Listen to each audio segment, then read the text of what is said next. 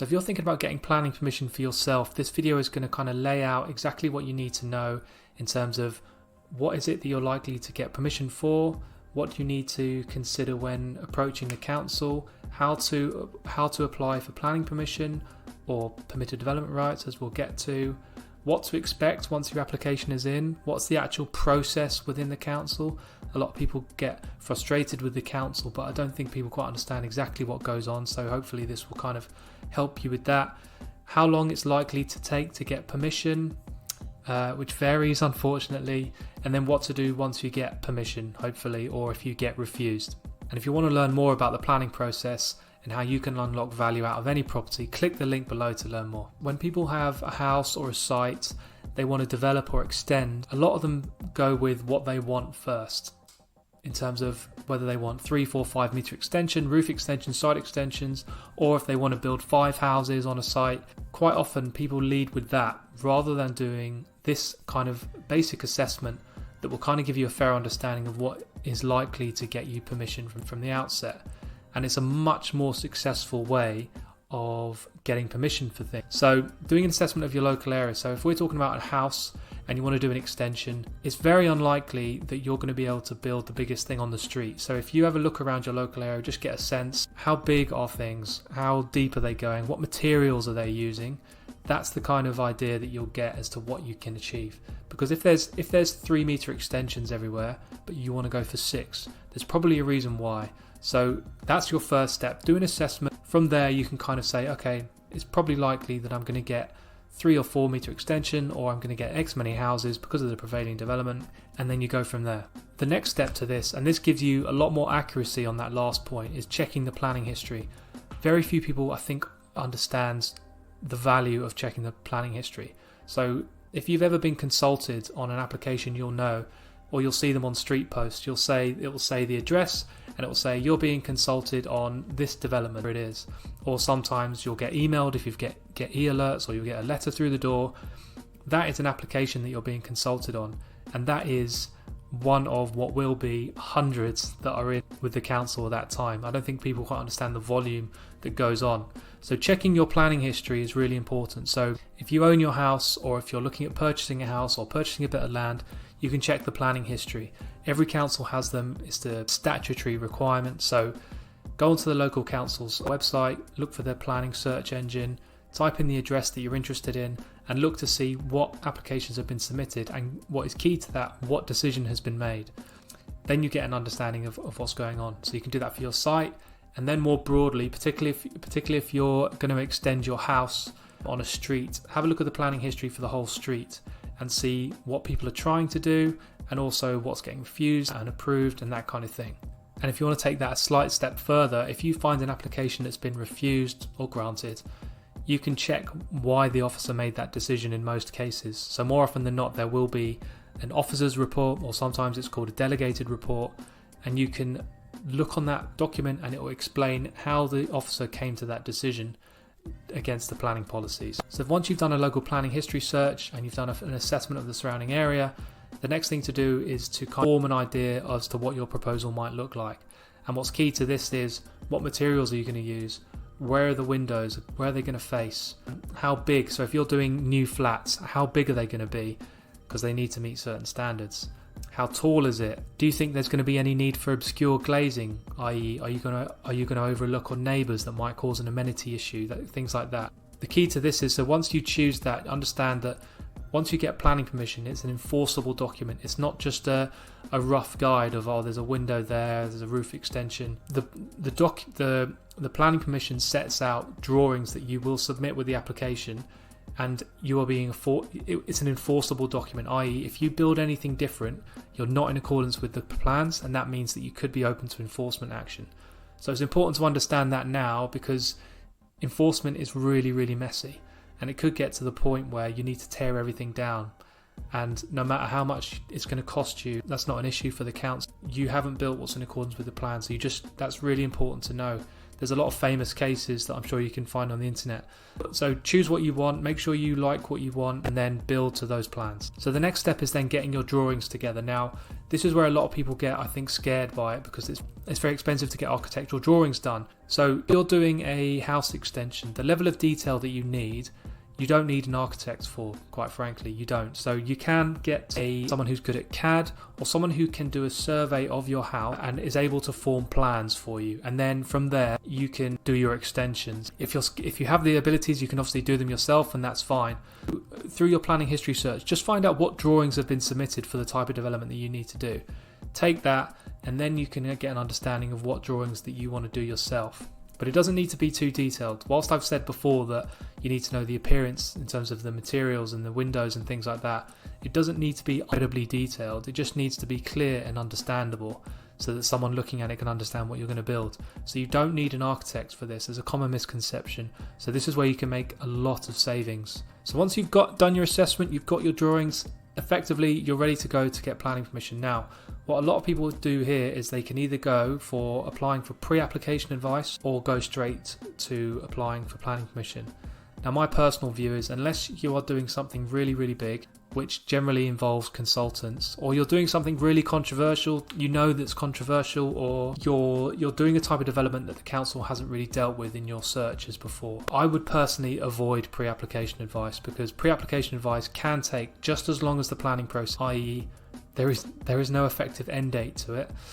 And also, if you've ever seen pre-application advice, I was an officer myself, and I've written them before, and I've seen other people's bits of advice, and the level of detail that you get will not be what you're hoping for. I think a lot of people, when they're pre-application advice, they effectively are hoping that they are going to get a simple yes or no on their development. Hopefully they want a yes, but unfortunately it doesn't quite go to that level. And unless your development is absolutely bang on in terms of meeting all the council's policies, then you are going to find that the officer's report, when it comes to pre-application advice, is not particularly helpful. So effectively what they're saying is, I'm giving you all this advice, but it's not a material consideration when you submit your application. So that's a really problematic thing for people, and it's really, really unhelpful. So my personal view, I would avoid pre-application advice. Leave it to only if you're doing a really big development, or if you're doing a really particular type of development that has not been dealt with the council. But in most cases, your development has been done somewhere in the council. You can find a before that you can relate to and get feedback off, and I would do that personally. Otherwise, you're going to be waiting a long time through pre-application. So the next step is applying for permission. Now, you've got a few options here. You can, if you're just a one household, so that's a normal terraced house, say detached, semi-detached, whatever, you can apply for what's called householder permission. And that basically, there's no difference really in terms of how it's assessed. It's just a different price when you pay for your application. Then there's full planning permission. So if you're doing anything to flats, or if you want to build a new unit, or if you want to change use, or if you want to basically do anything that isn't involving a house, then you apply for full planning permission.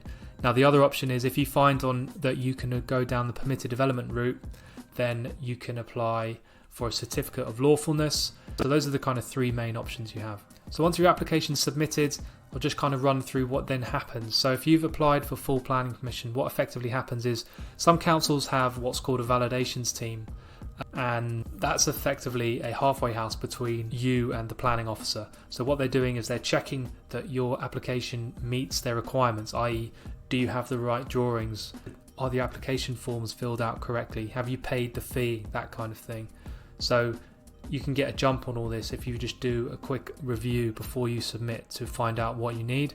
Every council has a list of what drawings they require for certain types of development, but if you are doing something like a house, they are more often than not exactly the same. So you need a location plan, you need a site plan, you need floor plans, sections, elevations, and sometimes you'll need a contextual elevation to show how your development sits in, let's say, a terrace if you're doing a roof extension or something like that. And once you get validated, this is when the kind of formal process starts. So this is when the planning officer sends out consultations. So they'll do a quick review of the application themselves, just check everything's fine once the validations team has handed it over to them. And this is when they consult. So there's a 21-day public consultation.